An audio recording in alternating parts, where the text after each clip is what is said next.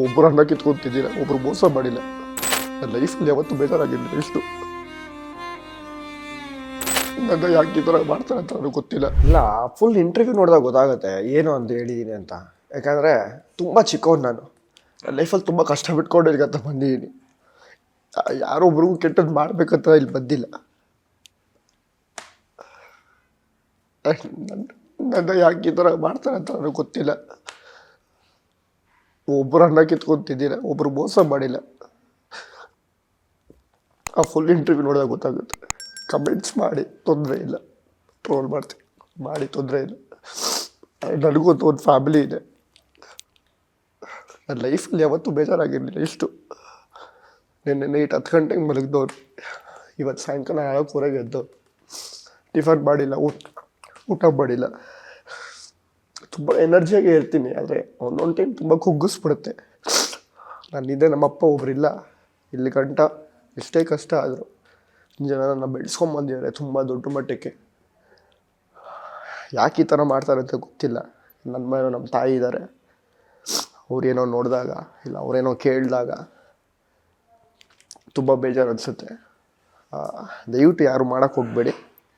ಪ್ರತಿಯೊಬ್ಬರಿಗೂ ಏನು ಟ್ರೋಲ್ ಮಾಡ್ತೀರಾ, ನಿಮ್ಮಿಂದನೇ ಒಂದು ಫ್ಯಾಮಿಲಿ ಇರುತ್ತೆ. ಕಮೆಂಟ್ ಮಾಡ್ತೀರಾ, ನಿಮ್ಮಿಂದನೇ ಒಂದು ಫ್ಯಾಮಿಲಿ ಇರುತ್ತೆ. ನೀವೆಲ್ಲ ಲೈಮ್ ಲೈಟಿಗೆ ಬಂದಿರಲ್ಲ, ನಾವು ಲೈಮ್ ಲೈಟಿಗೆ ಬರ್ತೀವಿ. ಯಾರಿಗೂ ನೋವು ಮಾಡಬೇಕಂತ ನಾವಿಲ್ಲಿ ಬಂದಿರಲ್ಲ. ಸುದೀಪ್ ಅಣ್ಣ ಇದು ಸೀನಿಯರ್. ನಮ್ಮಪ್ಪ ಅವರು ಎಲ್ಲ ಒಂದೇ ತಟ್ಟಲ್ಲಿ ಅನ್ನ ತಿಂದಿರೋರು. ಇದೇ ಬಿಗ್ ಬಾಸ್ ಸ್ಟೇಜಲ್ಲಿ ಎಂಟ್ರಿ ಆದಾಗ ಒಂದು ಮಾತು ಹೇಳ್ತೀನಿ, ಎಕ್ಸಿಟ್ ಆದಾಗ ಒಂದು ಮಾತು ಹೇಳ್ತೀನಿ. ಸುದೀಪ್ ಅಣ್ಣ ಬಂದು ಫ್ರೀಯಾಗಿ ಆ್ಯಕ್ಟ್ ಮಾಡಿಕೊಡ್ತಾರೆ. 2010 ನಡೆಯೋ ಐತಲ ಕಡೆ ಅನ್ನೋ ಒಂದು ಸಿನಿಮಾಗೆ. ಅದಕ್ಕೊಂದು ಥ್ಯಾಂಕ್ಸ್ ಹೇಳ್ತೀನಿ. ಅದು ಟೆಲಿಕಾಸ್ಟ್ ಆಗಿರಲ್ಲ. ಈ ಒಂದು ಚಾನಲ್ಗಳಲ್ಲಿ, ಯೂಟ್ಯೂಬ್ ಚಾನಲ್ ಆಗಿರ್ಬೋದು, ಒಂದಷ್ಟು ಚಾನಲ್ಗಳಲ್ಲಿ ಅಲ್ಲಿ ನಾನು ಏನೋ ಹೇಳಿರ್ತೀನಿ ಒಳಗಡೆ, ಆ ತಮ್ಲೈನ್ ಪೇಜಲ್ಲಿ ಏನು ಹಾಕಿರ್ತಾರೋ ಅದನ್ನು ತೊಗೊಂಡು ಟ್ರೋಲ್ ಮಾಡೋದಾಗಲಿ, ಮತ್ತೊಂದು ಮಾಡೋದಾಗಲಿ, ದಯವಿಟ್ಟು ಎಲ್ಲರೂ ಕೈ ಮುಗಿದು ಕೇಳ್ಕೊತೀನಿ.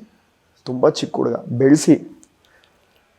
ಯಾವುದೇ ಬೇಕು ಅಂತ ಮಾಡಿರೋದಲ್ಲ, ಇಲ್ಲ ಬೇಕು ಅಂತ ಮಾಡಬೇಕನ್ನೋದು ಅಲ್ಲ.